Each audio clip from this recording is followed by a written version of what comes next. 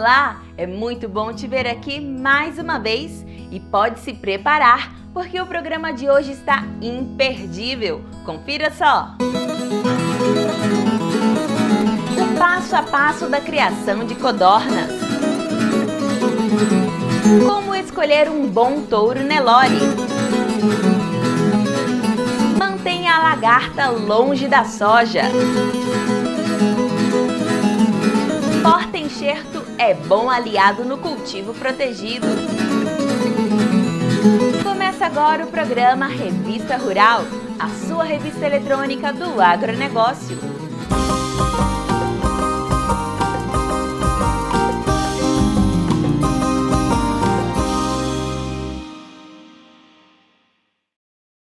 A criação de codornas pode ser uma boa opção de negócio para o grande, o médio e até o pequeno produtor. Para quem procura uma opção de baixo investimento e rápido retorno, a produção de ovos de codorna é uma boa. Desde os anos 90, a criação de codornas, que começou como um hobby, se transformou numa atividade rentável para a Granja São Paulo, localizada em Porangaba, no interior paulista. E com o passar dos anos, a automação tornou o trabalho mais eficiente e produtivo. Hoje, a produção agrega valores e, mais do que produzir ovos in natura, produz ovos em conserva, atendendo à demanda de mais de 1.000 estabelecimentos comerciais. Aqui é onde nasce a granja. Esse galpão recebe os filhotinhos de um dia de vida e ficam aqui até 30 dias. Aí vai para a postura, já produzir os ovinhos.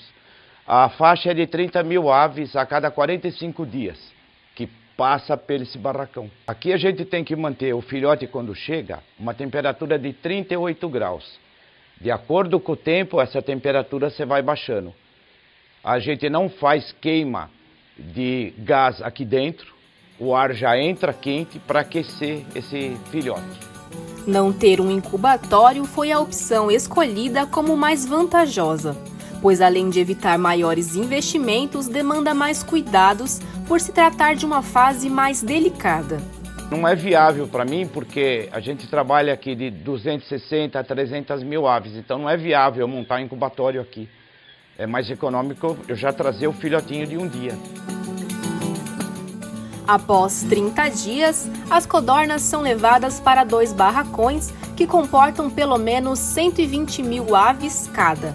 E com mais 15 dias começa a produção de ovos. O ambiente que a gente fornece ave é controlado por nebulização, ventilação, o espaço do barracão, para ela ter um bem-estar, produzir mais e ter uma qualidade boa na ave e no ovo. Apesar do espaço ter capacidade de acomodar quase o dobro da quantidade de aves, a granja prefere priorizar o conforto e a sanidade. O senhor estava contando também sobre os andares, né? Que podem ser até 8, mas o senhor opta por 4. Por quê? Para a ave ter uma ventilação melhor, o manejo é mais fácil, a qualidade fica melhor, o bem-estar da ave sempre. E aí, no caso, o bem-estar vai influenciar na produção, na mortalidade? Mortalidade bem menor e a produção maior. Atualmente, a produção rende pelo menos 1.800 quilos de ovos por dia. E também aqui é tudo automatizado, né? Os ovos vão passando por aqui.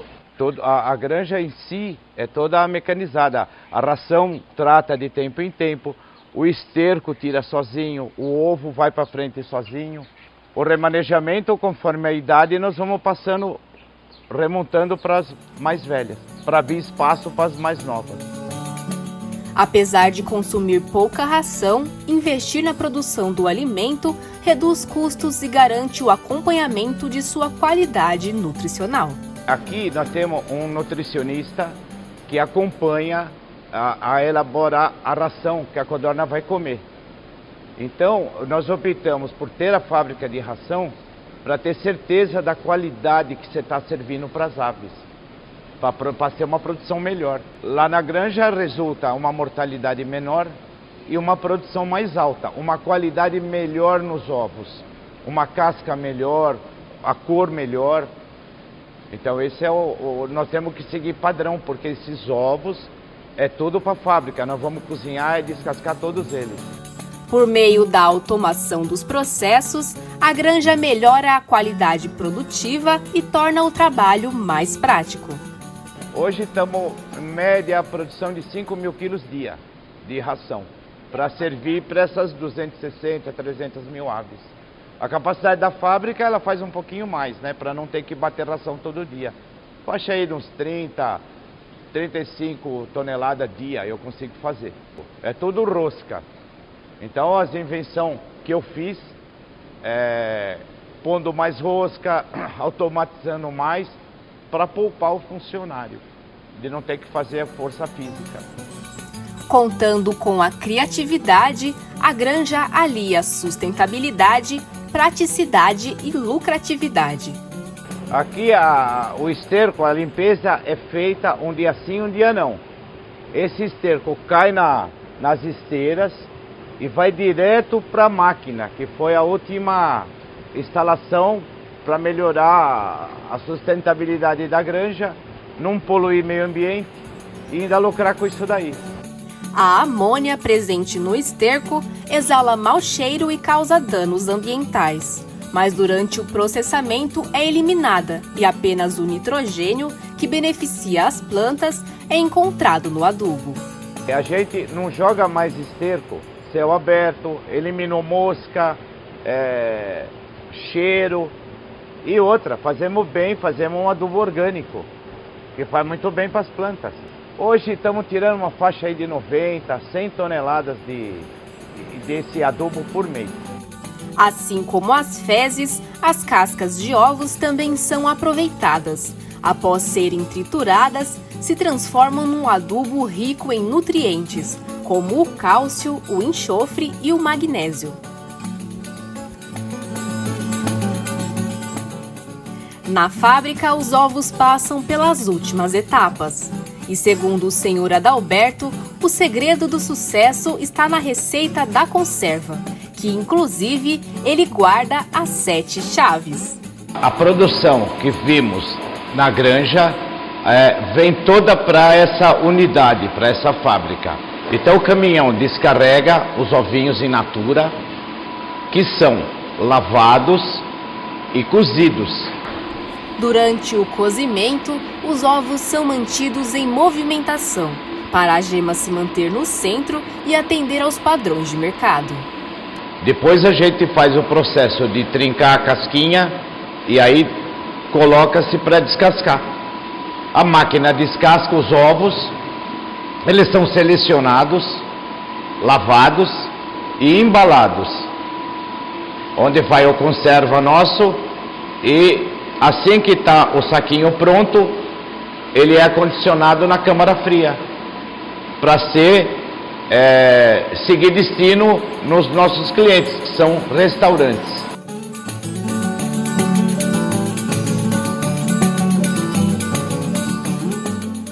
Seu Adalberto, conta pra gente um pouquinho como e quando surgiu essa ideia de produzir codornas. Isso foi nos meus 15 anos, começou com um hobby. E foi desenvolvendo, até que virou isso tudo que você viu. Resolvi fazer a granja mesmo direito e foi assim. A gente vê uma fábrica toda automatizada, né? Mas não foi assim que começou, né? Não, no começo era tudo manual.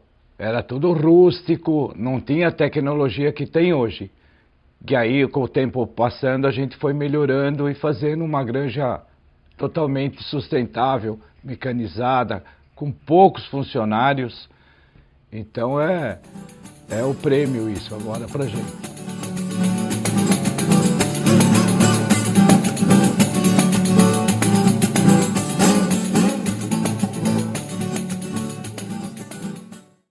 O cultivo protegido vem ganhando espaço na agricultura brasileira. A utilização de porta-enxertos também pode ser uma aliada na busca de qualidade e produtividade.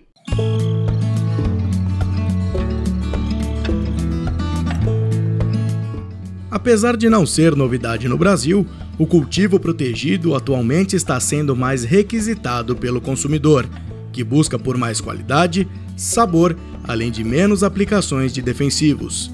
E isso tem feito com que os produtores migrem para esse tipo de plantio.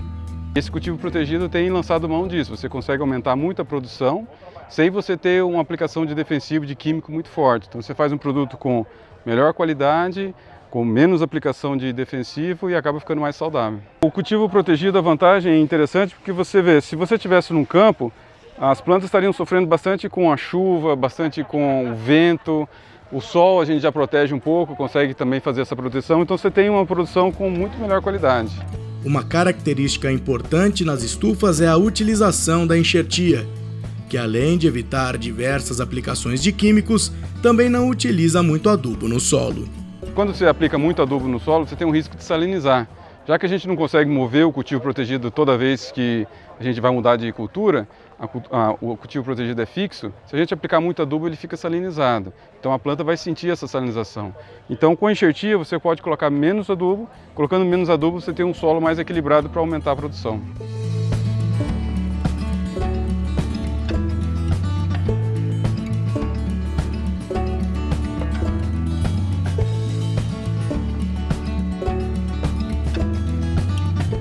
Renato estava explicando para a gente que porta-enxertia e estufa são coisas interligadas que tem tudo a ver. Mas o mercado, né, Renato, agora tem uma opção para o campo, enxertia para campo. Como funciona isso? O que é essa novidade que o produtor tem à disposição?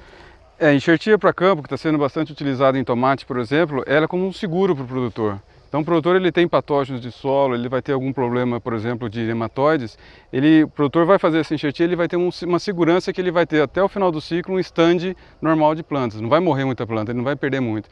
Cada planta que ele perde é uma produção a menos que ele tem. Então com a enxertia ele garante que ele chega até o final do ciclo com um número quase que igual que ele começou. E são diversos tipos, né? Acho que você falou, são 3 tipos diferentes. Como que funciona cada um? Como o produtor deve escolher o dele e o que mais vai de encontro à sua necessidade? Sim, cada produtor acaba escolhendo em função da sua região, em função da sua demanda.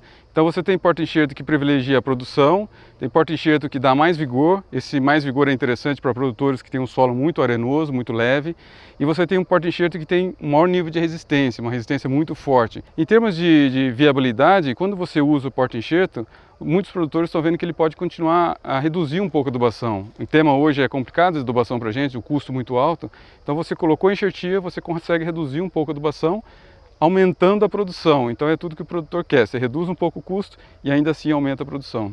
Questão de investimento para o produtor, seja qual for a das 3 que ele escolher, como que isso vai pesar, entre aspas, no bolso para ele poder investir e ter essa tecnologia de porta-enxertia a campo na propriedade? Muitos produtores estão utilizando justamente porque eles já estão vendo a viabilidade disso. Então, quando você fala que você pode reduzir um pouco a adubação, e a adubação tem um peso significativo no custo de produção, e quando você fala também que você vai ter aumento de produção e você não vai ter perda de plantas na produção, então esse custo da enxertia ele acaba se tornando muito pequeno. É viável para produtores, tanto que muitos já estão utilizando, né?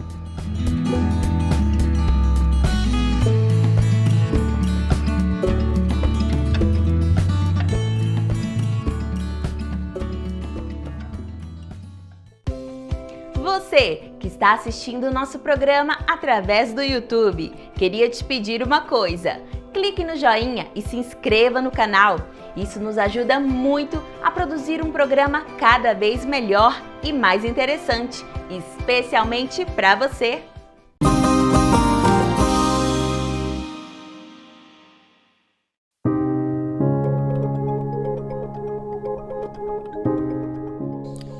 Desenvolvido para dar suporte aos avicultores, o Incubatório Escola da Boehringer Ingelheim traz diversos treinamentos para seus parceiros. Dividido em setores, é dentro do laboratório, por exemplo, que se entende a importância das análises feitas no dia a dia.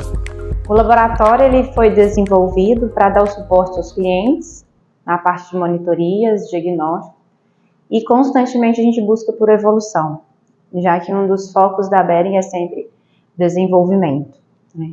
E com a evolução a gente busca sempre estudos para evoluir nos métodos analíticos e assim a gente ter uma resposta precoce né, uma melhor resposta aos desafios sanitários ou acompanhamentos dessas monitorias que o cliente pode estar passando ou enfrentando no campo. Customizando o atendimento, as equipes de campo desenham os protocolos de acordo com os desafios e preocupações do produtor ao longo do ano.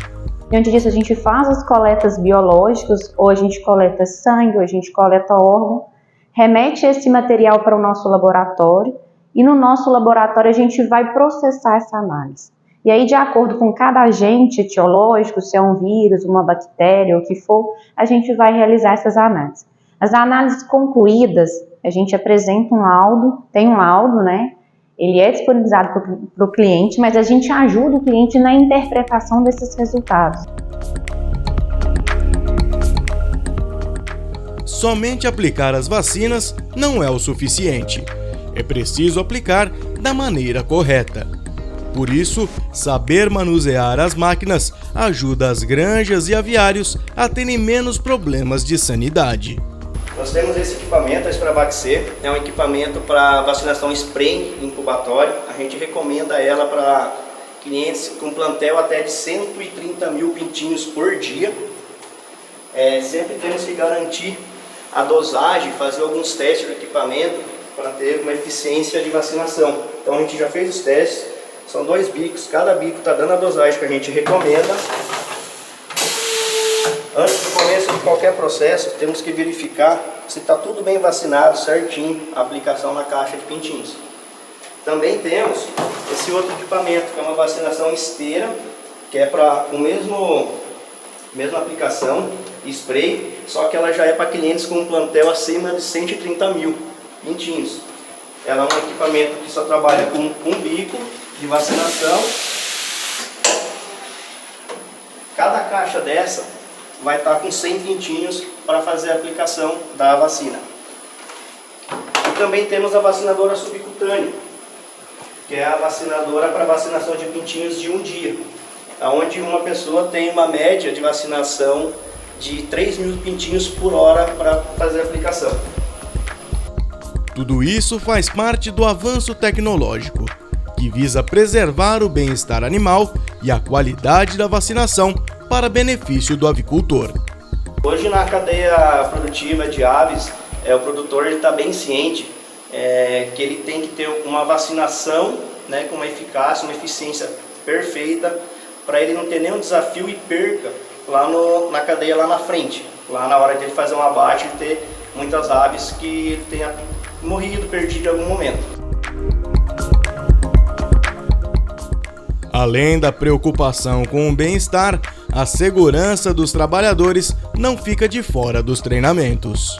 Aqui no nosso VTS a gente tem uma sala de preparo de vacina, que seria o ideal para se ter nos incubatórios, que deve ser sempre uma bancada de inox, uma sala sem ventilação direta, um banho-maria adequado, com temperatura adequada, luvas de procedimento, EPIs, né, materiais de equipamentos de proteção individual, já que grande parte das vacinas feitas nos incubatórios, elas ficam armazenadas em botijões de nitrogênio, então tem sempre a preocupação com a saúde humana também, com aquele colaborador que está manuseando a vacina diretamente, para que durante, né, o preparo da vacina se consiga a melhor resposta, tanto para o animal, mas também a segurança do colaborador.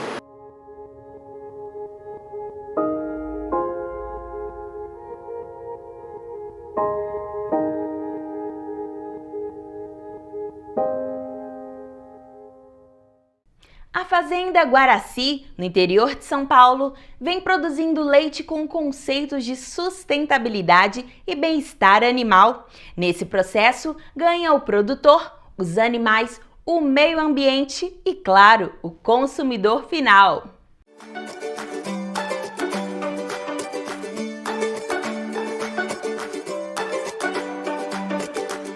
O programa Revista Rural veio até a cidade de Tirapina, interior de São Paulo, para conhecer uma fazenda que produz leite sem impactar o meio ambiente. Localizada dentro da Fazenda da Toca, a Guaraci Agropastoril é reconhecida através dos certificados de Carbon Free, Bem-Estar Animal, Produção Orgânica e o selo Eu Reciclo, que garante a compensação ambiental das embalagens em 100%. Além das certificações de bem-estar animal e de orgânico, o No Carbon, como o próprio nome diz, ele é o primeiro leite neutro em carbono do Brasil, em uma parceria com a ONG Iniciativa Verde. Visando equilibrar a produção com a compensação dos gases efeito estufa, a fazenda realiza o plantio de árvores nativas em áreas que antigamente eram pastos. E o primeiro passo é fazer um inventário das emissões. É uma estratégia para você definir qual que é a melhor forma de reduzir as emissões.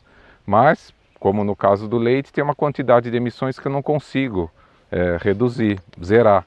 Eu posso melhorar o meu padrão de consumo de energia, usando energia mais renovável, economizando recursos, mudando o manejo na fase agrícola, como a gente já faz aqui, mas ainda uma parte dessas emissões eu não consigo zerar. E aí é feita a compensação de emissões. Uma das estratégias utilizadas para o reflorestamento é a muvuca de sementes, e consiste na mistura entre sementes das árvores nativas e adubação verde. Já foram plantadas mais de 100 espécies, como sangra d'água, mutanga, mutamba, guapuruvu, goiaba, pitanga e canafístula. E nesse processo, o crescimento dessa floresta absorve o carbono da atmosfera, um carbono equivalente àquele que foi emitido e que não pôde ser evitado durante a produção do leite. O nosso processo aqui de produção, ele começou numa produção de leite convencional, depois nós transformamos, quando viemos para cá, para essa fazenda, numa produção orgânica, já buscando atender um mercado em crescimento, que é o mercado de produtos orgânicos no Brasil, e tudo isso foi feito sempre na ponta do lápis, né? Tanto a compensação das emissões, quanto a certificação de bem-estar animal, que são certificações que vão além do orgânico, né? Tudo isso é incorporado no produto, trazendo não só uma melhoria ambiental, mas um valor ainda maior para o consumidor final.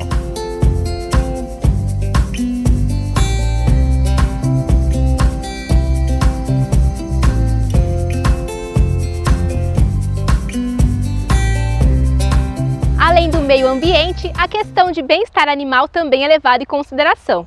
Aqui na fazenda, nessa área de IPF, os animais encontram sombra e água fresca. Aqui a gente tem uma área que a gente chama área de silvopastoril, onde a gente tem a formação de uma área com várias mudas, né, arbóreas para os animais, que nem mostrado aqui atrás, né? Que é em torno de 50 hectares para os animais, com sombra natural, né, onde gera um grande conforto para os próprios animais aqui da fazenda. São divididos em diversos piquetes, que é rotacionado devido ao crescimento da gramínea que tem embaixo, para a alimentação dos animais. Hoje os lotes aqui que estão nesse setor são animais que estão prenhos e estão secos, que não estão em produção. Eles estão em momento de descanso, né, para uma melhora da glândula mamária, que vão no futuro produzir. Então a gente fica com em torno aqui um pouco mais de 100 animais. Hoje os animais que vivem nas áreas de silvopastoril têm alimentação aqui natural, de forma pastejo, certo? E são suplementados no coxo com ração, hoje orgânica, que também somos certificados com orgânico. Quanto mais confortável o animal está, melhor se alimenta e menos energia gasta para manter a temperatura corporal. Hoje é comprovado, né? A gente inclusive tem a certificação de bem-estar animal, que todo o conforto que a gente pode gerar para os animais vai trazer muita melhoria para a produção, né? Como longevidade desse animal e também numa qualidade de produção. A gente tem aqui duas áreas que fica bem clara, que é a parte de silvopastoril, onde tem a área arbórea, e a gente tem ao lado aqui também uma área de campo aberto sem nenhuma muda plantada, né? Então, o resultado que a gente vê nos animais, desse conforto natural, né, das mudas, das árvores que são feitas para os animais, que o conforto térmico gerado para eles tem grande resultado, né, com um animal que vai se alimentar muito melhor, né, numa área assim.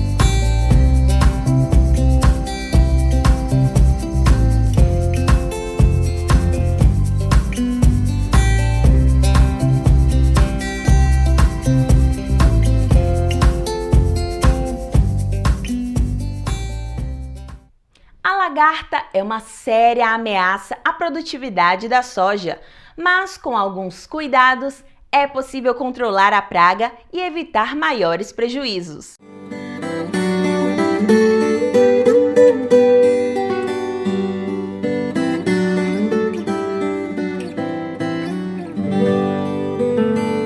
Fazer o manejo de lagartas em soja BT é muito importante para garantir a produtividade da soja. Nós estamos aqui com o Adnei Bueno, pesquisador da Embrapa Soja. E Adnei, esse é o caminho, né? É preciso tomar cuidado e fazer o correto manejo dessas lagartas, né? Exatamente, tá? Primeiro lugar, porque a soja BT, que contém o CRI1AC, né, que é a soja mais usual, ela não controla todas as lagartas. Elas têm as pragas-alvo e algumas lagartas, como por exemplo o grupo das espodópteras, que não são controladas. Então precisa continuar monitorando para controlar da forma tradicional, com os inseticidas ou outros agentes de controle. Além disso, é importante para a soja BT adotar o refúgio, tá? E a gente vai falar um pouco hoje sobre o que é isso e a importância. Quando não se adota o refúgio, o produtor acaba tendo populações resistentes à soja BT na lavoura. E hoje no Brasil já temos casos dessas resistências. A gente tem a Hackplusia nu, que é uma espécie de lagarta falsa medideira, tá? Essa espécie ela é muito semelhante a já conhecida pelo produtor brasileiro, que é a Chrysodeix includens, tá? Que é a lagarta falsa medideira, até então mais comum na lavoura brasileira. A Hackplusia, então, ela é o primeiro caso de resistência a CRI1AC, que é a proteína da soja BT de primeira geração, tá? A gente tem a soja BT já de segunda geração, que está começando nessa safra, e daí ela tem outras proteínas que continuam controlando a lagarta. Fazendo o desfolhamento, os danos dela são os mesmos da falsa medideira, já conhecida pelo agricultor. Dessa forma, quando esse desfolhamento for excessivo, passando de 30% no vegetativo ou 15% no reprodutivo, pode causar prejuízos em relação à produtividade. Começando a aparecer essas lagartas, o que a gente tem visto no campo, tá, é que o produtor tem aplicado inseticida em populações muito baixas dessas lagartas, tá? O que acaba sendo um segundo erro. O primeiro erro é não adotar o refúgio. O segundo grande erro é abusar do uso de inseticida para controlar essas lagartas, tá? Por quê? Porque em populações muito baixas, primeiro, ela não causa prejuízo econômico para a soja, mesmo sendo a soja BT, tá? E segundo, além de um gasto desnecessário de inseticida, acaba jogando esses químicos na natureza sem a necessidade, acaba tendo uma pressão de seleção dessa lagarta, que já é resistente para a soja BT, acaba fazendo uma pressão de seleção para resistência, para ela ficar resistente também ao inseticida, e daí a gente acabaria agravando o problema, deixando essa praga cada vez mais perigosa, né? Em meio a essa luta para manter a saúde e a produtividade da plantação em dia, Adnei dá um recado que serve para tranquilizar o produtor. A soja BT, o CRI1AC não tem controlado a Hackplusia, mas trabalhos recentes, monitoramento ao longo desses mais de 8 anos, né, em campo, mostram que o CRI1AC continua eficiente, controlando bem a Chrysodeix includens, a Anticárcia gematalis, que são os principais alvos da tecnologia BT. Depois da explicação, a Adnei vai mostrar pra gente então, né, na prática, como que se faz o monitoramento da maneira mais correta para o pessoal que está em casa acompanhando a gente. Exatamente. As lagartas que são desfolhadoras, a gente monitora com o uso de um pano de batida, tá? O nome é pano de batida, mas pode ser feito de qualquer material. O importante é que ele deve ter 1 metro de comprimento, porque você vai avaliar 1 metro de linha da soja, tá? E a largura não é muito importante, pode ser variável, você pode construir o pano de batida do jeito que você quiser na sua casa. Como que funciona a amostragem, tá? eu tenho a linha que eu vou fazer, a amostragem que eu escolho, tá? Eu posiciono um lado do pano de batida na base dessa soja para fazer, né, é a área que eu vou estar amostrando, e daí eu posiciono a outra cobrindo a outra linha, tá? E vou pegar esse 1 metro de linha, vou agitar de forma rápida para que os insetos que tiver aqui caiam no pano e eu posso fazer a contagem de insetos por metro, tá? Então eu agito.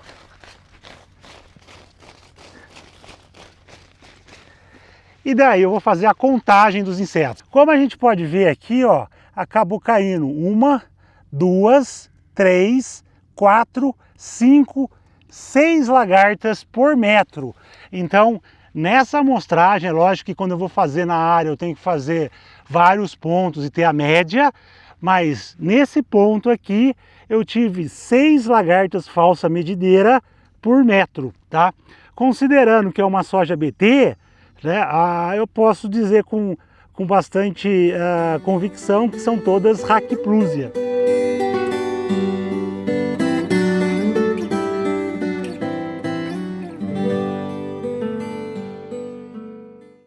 O Nelore é a base do rebanho brasileiro, mas você sabe como escolher o touro certo para melhorar geneticamente o seu gado? A Revista Rural foi buscar umas dicas com um grande especialista no assunto.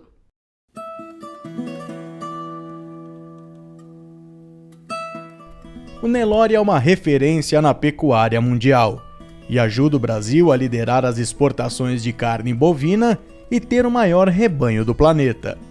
E para que a demanda cresça cada dia mais, selecionar e aprimorar a genética destes animais é fundamental para manter o país no topo do mundo. Uma raça especializada na produção da carne, como é a raça Nelore, é a maior raça em termos de número no nosso país, como todos vocês sabem.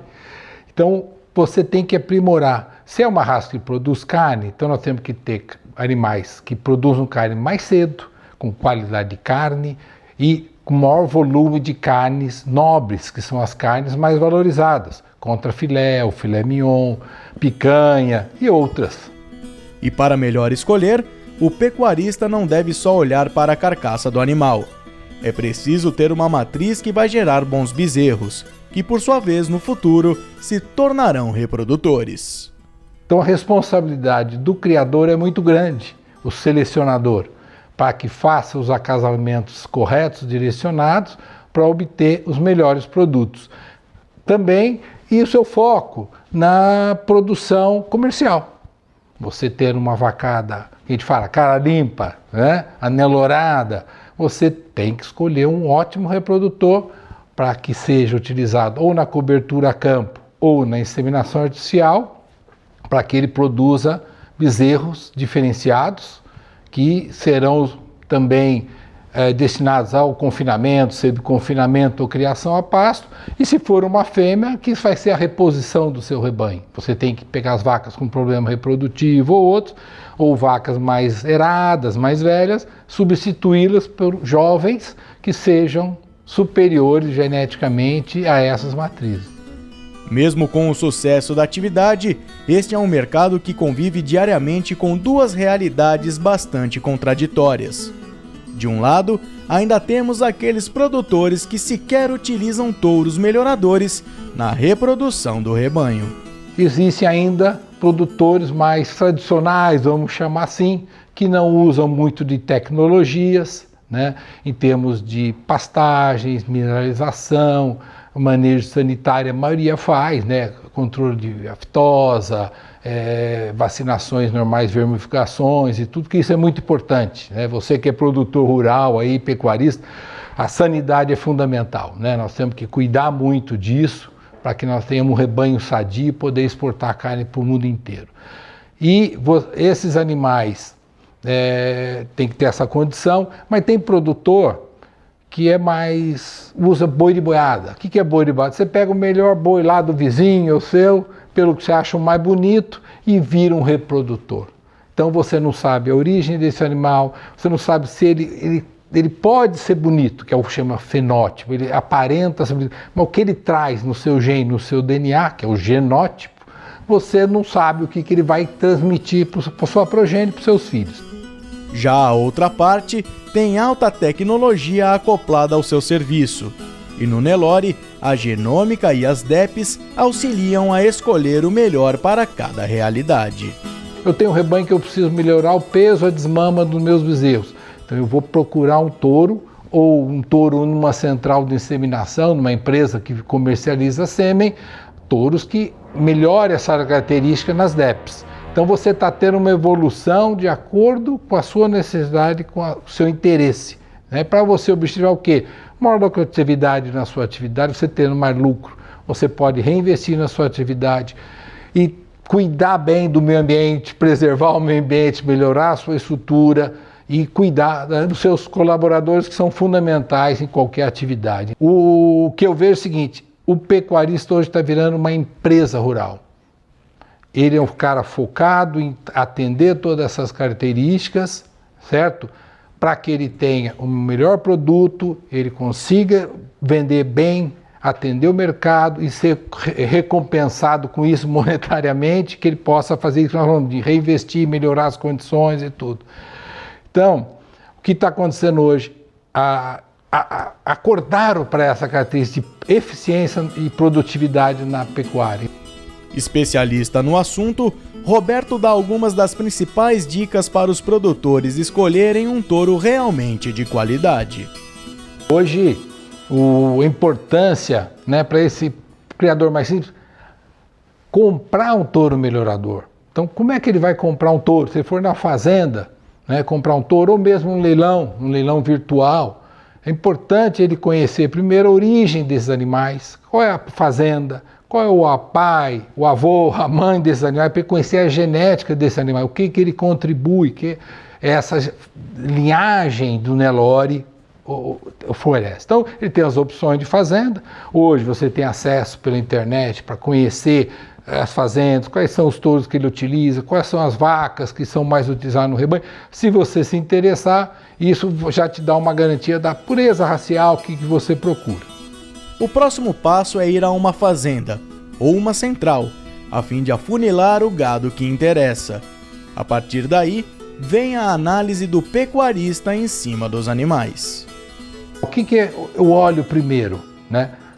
Você vai olhar o animal individualmente, principalmente você vai olhar como que ele caminha, como é que os membros anteriores e posteriores, como é que ele caminha com facilidade. Isso é a funcionalidade. O touro tem que caminhar atrás do alimento, da água e principalmente montar na fêmea para reprodução.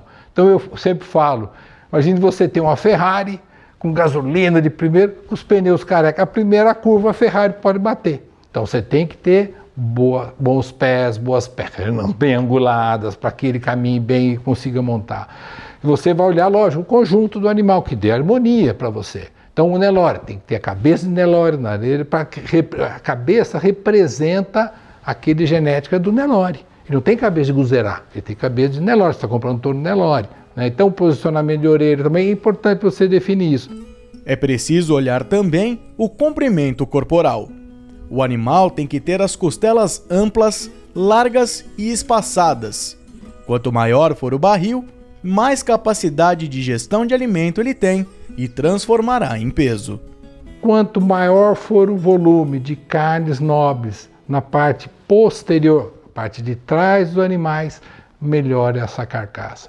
Nunca podemos esquecer de angulação correta dos jarretes, que é você olhando de lado, a perna dos animais tem que ter uma angulação correta. Se ele for muito reta, é o que a gente chama perna de frango, o animal vai andar fincando, então ele vai sentir muita dor, ele vai parar de cobrir, então a vida reprodutiva dele vai ser encurtada. Ele tem que ter uma leve inclinação do jarrete, né, das pernas, para que ele flexione, depois ele tracione o animal para frente. Então, isso dá uma longevidade na vida reprodutiva desse touro. Após checar estes pontos, é preciso se atentar a outra parte fundamental: o aparelho reprodutor do animal. Ele tem que ter o escroto de bom tamanho, boa forma, bem aderido ao abdômen, com a bainha, o prepúcio, onde o pênis que tem um direcionamento correto, para que ele possa cobrir com facilidade as fêmeas. Às vezes um umbigo muito comprido, muito relaxado, ele volta para baixo. Primeiro capim de colonial que pegar um ponta de galho, machucar, o touro começa a sentir dor, ele para de cobrir. Conhecendo as características, você vai definir quais são os animais que te agradam, certo? Então, puxa, na morfologia esse animal caminha bem, ele tem um corpo bem musculado, como eu gosto, tem expressão de Nelore, masculinidade, quer dizer, o animal, o macho tem que ter cara de macho, o chanfro mais curto, mais largo, boca mais larga, a fêmea não, a fêmea é mais delicada, mais feminina, como a gente deseja. Então nós estamos vendo que esse animal, na avaliação visual, não é isso? Você fique atento, esse equilíbrio, essa harmonia, animal profundo, musculado, com bons aprumos, que caminhe bem, certo? Esse animal passou no seu crivo, seleciona esse lote. Não é isso? Não. Então esse animal vai ter um animal funcional, economicamente importante para o meu rebanho e tal. A partir disso, os produtores podem acompanhar as DEPs detalhadas através dos diversos programas de melhoramento existentes.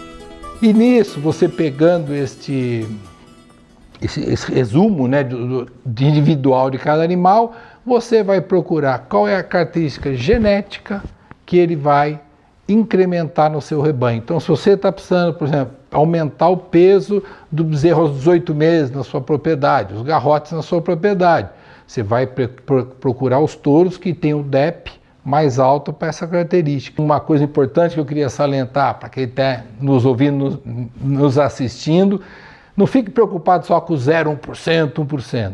Né? O que significa isso? O animal é top 1%, 0,1%. Puxa, é 1 para 1000. 0,1 que é? Esse animal é o melhor entre 1000 avaliados. Então, realmente, é muito bom. É muito bom. Mas será que ele é o que te interessa? É o que vai te trazer? Será que o animal 10, 20% já não te atende? Então, preste atenção no conjunto, no pedigree desse animal, na conformação desse animal, se ele tem bons pernas, bons pés, se ele é um touro com uma carcaça que te agrada, uma cabeça bonita, bem caracterizada dentro da raça Nelore, e também pode ser um 10%, não precisa ser o top 0,1, nem sempre é o melhor para você. Então fica essa dica também. Tendo um bom entendimento e aproveitando ao máximo as recomendações de técnicos e especialistas, os pecuaristas podem, com o Nelore, ter sua margem de lucro lá em cima e assim se garantir na atividade. Quem faz a coisa direito está tendo resultado, está rindo à toa, vamos dizer assim. Por quê? Ele fez o trabalho de casa, ele foi atrás dos melhores reprodutores, não é isso? Não.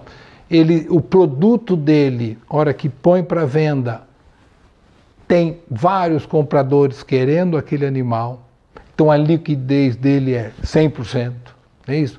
E quando você faz um manejo tradicional, simples, touro de boiada, não é touro, é boi de boiada, quer dizer, o melhor lá, você vai ter um bezerrinho magrinho, leve, né? Então, vamos falar em números, a desmama com 150, 160, quanto o outro, 180, 200 quilos só na desmama. Você ganha 40, 50 quilos, vamos dizer, só na desmama. Então isso é dinheiro em caixa de quem faz a coisa direito.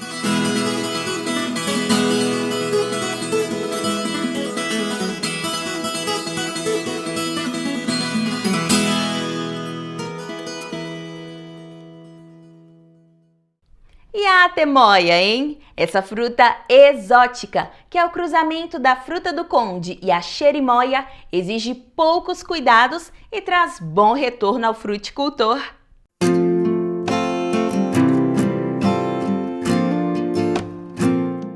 Verdinha por fora e doce por dentro.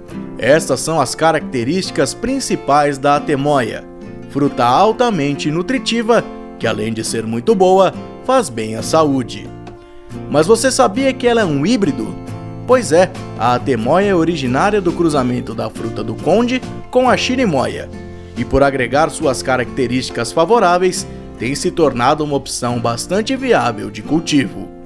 A fruta do conde é de região quente e tem muita semente, aí desfavorece a questão aí do próprio do consumo dela. E a cherimoia é uma planta que é de regiões de altitudes elevadas e de frio. E a temoia, como é uma híbrida desses dois, ela consegue se adaptar a diversos ambientes, tanto quente como regiões de altitude elevada, frio. Então, o que confere a ela essa capacidade de produção boa em diversos ambientes de produção. O período de colheita da fruta depende da região. Seja em altitudes baixas ou elevadas, o produtor consegue estender a produção de acordo com as podas sequenciais realizadas. Então aí começa a colheita aí, dependendo da região mais quente, final de fevereiro, e consegue avançar essa colheita aí, dependendo da região mais alta e fria, até agosto, setembro, você conseguiria ainda colher. Então, tudo isso daí favorece para que tenha uma oferta da temoia constante nesse período, com alguns picos, obviamente, de produção e oferta. Para se obter uma boa safra, é preciso começar por um bom manejo. No caso da temoia, a análise de solo e aquisição de mudas sadias e com genética de origem é fundamental para estabelecer um pomar homogêneo. Para início de plantio, obviamente a gente tem que fazer, o primeiro passo é a análise do solo da área que vai ser implantado o pomar, né? Para correção aí do cálcio, do magnésio, do pH, do alumínio da área que vai ser implantada, né? Após isso, aí a primeira parte é escolher mudas de qualidade, né? Porque hoje em dia tem diversos problemas como antracnose e algumas outras doenças de solo, fusarium, que você, se implantar uma muda contaminada, você já de início já começa perdendo e tendo problemas no seu pomar. Mesmo com a possibilidade desses problemas aparecerem, por ser rústica, a temoia, frente às outras, é considerada mais resistente e tem uma pós-colheita e perecibilidade elevada, o que favorece o fruticultor. Ela é uma planta muito produtiva. Ela, apesar de ter uma polinização um pouco difícil, mas ela em torno aí de 50, 60, até 70 quilos por planta, alguns produtores têm conseguido colher aí com um manejo adequado. Por falar em quem produz, Marcos comenta que esse é um cultivo bastante indicado aos pequenos produtores, pelo fato da cultura não precisar de grandes áreas e ter retorno financeiro garantido. Hoje, para 1 hectare, o espaçamento é 6x4, em geral, que os produtores utilizam, né? Daria aí uma média de 420, 416 plantas por hectare. De muda, ele ficaria em torno de 6 mil reais, né?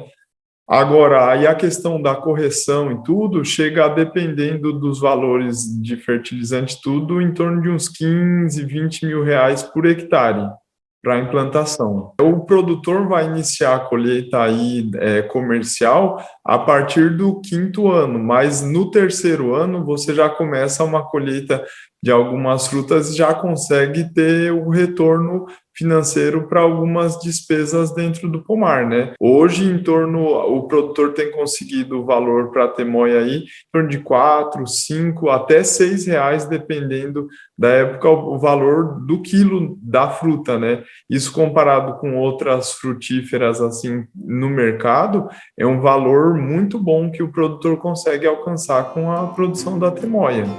Além da distribuição no mercado interno, através de centrais de abastecimento e empresas varejistas parceiras do produtor, a fruta também tem obtido sucesso fora do país. O produtor tem conseguido colocar através de algumas empresas no mercado do Canadá, Estados Unidos, a União Europeia e alguns outros países também, que aí agrega bastante valor na questão do produtor, né? A temoia hoje seria uma das principais culturas que a gente recomenda para o produtor para implantar, tanto pela facilidade do manejo, né? e quanto pelo valor que a cultura alcança frente a outras frutas, né?